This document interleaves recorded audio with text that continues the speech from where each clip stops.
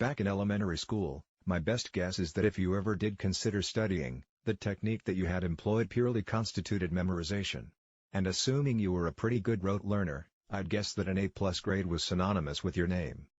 Maybe in middle and eventually high school, the implementation of such techniques only might have earned you a decent grade. I can bet that if you were an A+ student in high school, pure memorization was not the sole study method you had employed. It's an entirely different setting in university. I'd go to the point of asserting the bold statement that the sole employment of repetitive learning would result in failing.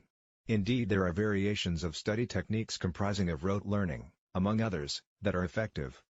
In this post, I aim to share a personal opinion, shaped through being immersed in a university setting for the past 2 years, relating to the vitality inherent to creative thinking, assuming a good academic record is what you desire, of course. Before I proceed, it's worth noting that creative thinking, in the sense as it is used here, isn't limited to its application with respect to your grades. Employment of creative thinking in every aspect of your college life is in essence what this video aims to convey the importance of. However, I might limit the range of my examples to that of an academic context. As a mathematics student, I certainly can bear testament to the statement that such a subject requires tremendous creativity in an attempt to crack through some seemingly impossible conundrum. A first-year acquaintance of mine had once shared that paired with rote learning, he'd ensure he obtained a thorough understanding of the content. In simple terms, once he understood a concept, he'd memorize. A semester later, I had run into him, and long story short, he had flunked.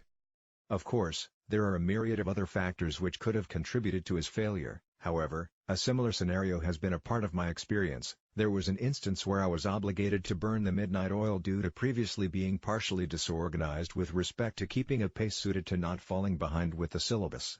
During that study session, I literally employed the precise method as described by the acquaintance I've alluded to above. Though I passed, it was truly a close call. See, memorizing concepts and ideas without rendering them much thought, without extracting insight from viewing such concepts from multiple perspectives, from having questions be generated and subsequently have them be answered, without searching for a connection that relates to concepts that you had probably already encountered, signals an absence of curiosity which could have potentially be transformed into what others would view as creative thinking when it perhaps enabled you to have a mind-boggling synthesis question be answered simply.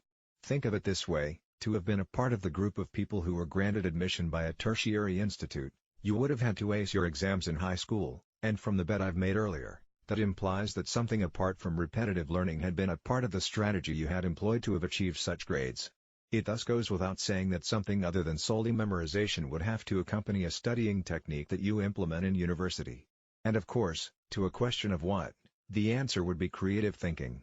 As I've partially touched on above, many aspects of a good college life require the application of novel and creative thinking. One such instance lies in, say, perhaps synthesizing the perfect visual for how you could embellish your residence room.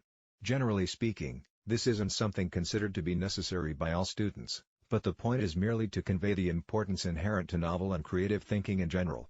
I should explicitly point out that my interpretation of the word creativity in the sense as it is used here might be partially nuanced. I consider creative and novel thinking to be almost identical. A new, elegant way of cracking through a problem is equivalent to a creative solution for me.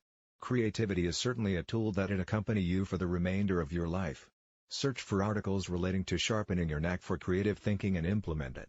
Direct its implementation particularly to your academics. In addition to helping you obtain an improved report of your results, it will certainly contribute to an overall improved college experience. Back in elementary school, my best guess is that if you ever did consider